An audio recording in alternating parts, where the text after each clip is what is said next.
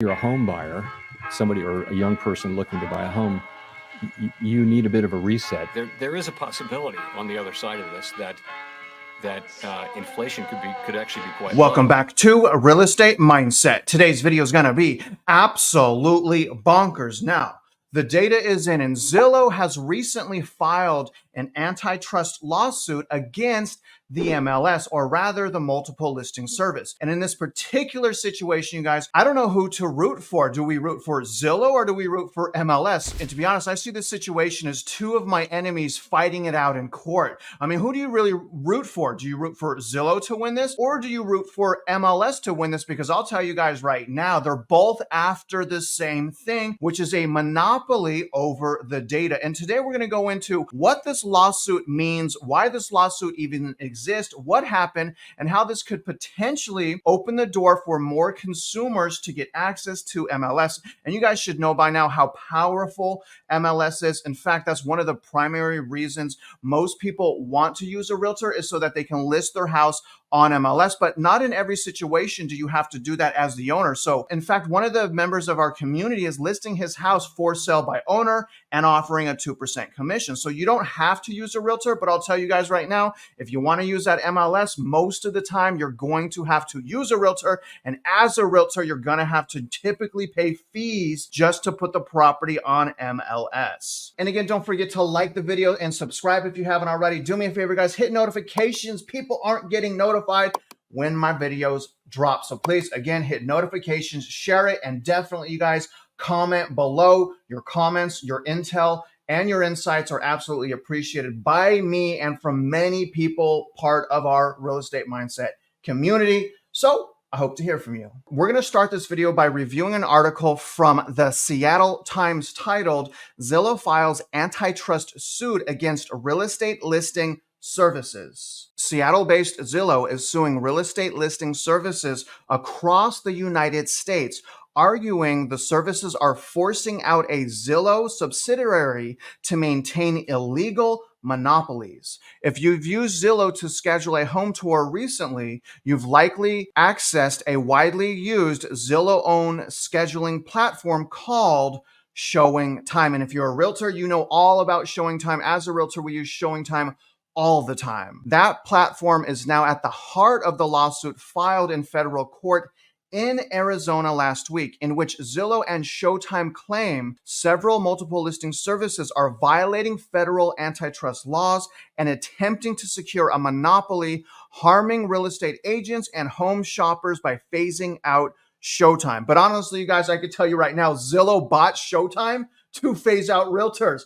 So again, I don't know who to really root for here. Both of these guys are after the same thing. Like I said, a monopoly over the data, and that includes Zillow. I don't care what this lawsuit says. Zillow wants a monopoly over the data. The suit names the Arizona Regional Multiple Listing Service, the Milwaukee-based Metro Multiple Listing Service, and MLS aligned a collective owned by 6 listing services. Those 6 include the Arizona and Wisconsin companies, as well as listing services covering Oregon and a small part of southern Washington. The lawsuit does not name the Seattle area Northwest Multiple Listing Service. Now, when I say Zillow's after a data monopoly as well, let's go back in time and see why Zillow bought Showtime and how much they purchased Showtime for. And again, you guys, Showtime is huge. Now, as a realtor, if I want to set up a showing for a buyer client that I have, I typically use Showing Time and schedule a time for my client to go tour the property. So Showing Time, very, very important, because especially considering that many listing realtors, they don't even pick up their phone. I'm telling you guys, it's an absolute catastrophe out there as far as customer service. I cannot believe how much money some of these realtors are making, and they don't even answer their phone. And in comes Showing Time. Now, in my opinion, this was actually a cheap purchase. So about 3 years ago, Zillow acquired Showing Time for $500 million, or rather $500 million. Now, according to agentgradschool.com, Zillow bought Showing Time and the real estate industry went wild. There was shock and outrage throughout the internet from agents, CEOs, and real estate industry as a whole. So again, as an agent in the industry, I know what Zillow is doing.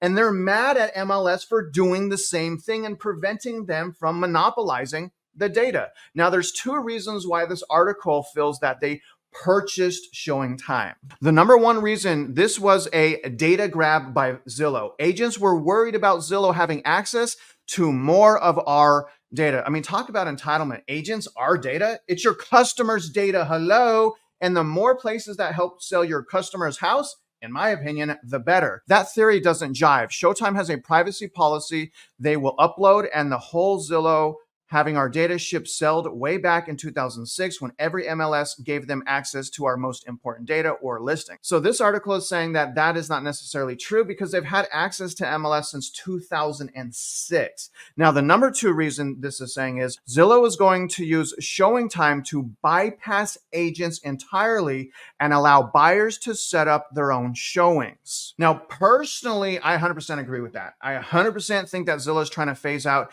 as many professionals as possible so that they get a piece of the pie. I mean, that's in my opinion. This one may be true. Zillow says it's not, but the acquisition comes right after Zillow becomes a brokerage where it can employ agents directly. Seems like they are moving in that direction. This goes on. The CEO of Arizona Regional Multiple Listing Service said in a statement Friday, "We fully dispute the allegations, but have no additional comments as the matter will be handled by our outside legal counsel." The other listing services did not respond to requests for comment. The case is the latest challenge to the established real estate players, thank goodness. Honestly, I think it should be total disruption.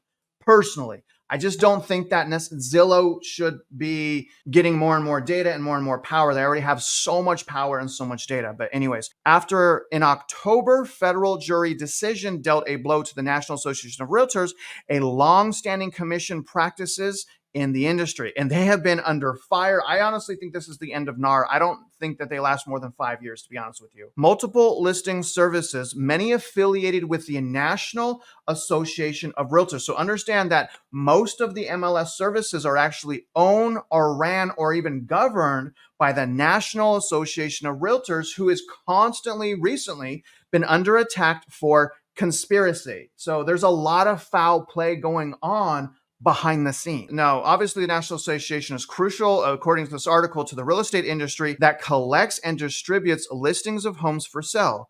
They also offer real estate agents, data analysts, platforms to schedule home showings and other services. Now, because most agents are members of their local listing service and use that service online portal, decisions about what appears in the portal can have a wide spread effect. According to the lawsuit, many listing services have incorporated Zillow-owned showing time into their portals, allowing real estate agents to use the service to schedule home tours. And showing time is huge. But in 2021, the year Zillow purchased showing time, the listing services in Arizona, Wisconsin, and elsewhere banded together to create MLS aligned and build their own showing platform, aligned showing rather than relying on a platform owned by Zillow, according to the lawsuit. So MLS said, we're not going to use you anymore, Zillow. You have too much power. We're going to make our own thing. And Zillow didn't like it. Until recently, the listing services offered agents the ability to use either showing time or aligned showings. But the Arizona and Wisconsin listing services recently announced they will remove showing time from their portals altogether. But Zillow argues the listing services have a monopoly in their regions because they manage so much access to property listing information and are the predominant way agents schedule home showings. By excluding showing time, the listing services are conspiring to exclude competitors rather than competing on the merits of their own product. Zillow and showing time claim in the lawsuit. So to me, this just sounds like MLS is just trying to get around Zillow, and Zillow isn't happy about that because they just recently purchased showing time for $500 million in order to start their own side business. I personally, again, I think the more competition, the better. So I would tend to kind of side with Zillow, even though I don't think Zillow is good for us. I think actually Zillow is bad for the US overall. In this specific case, again, the more power we take out of the National Association, you guys, and their power over MLS and how we list properties and how we conduct business, I think the better off everyone's going to be, quite frankly. Now, remember, in order to use the MLS, most of the time you have to be a realtor. So you're forced to play by their rules in order just to be a competent member of the real estate industry. Let me show you a little bit about what the National Association of Realtors says about members accessing MLS. Because again, remember what I'm saying.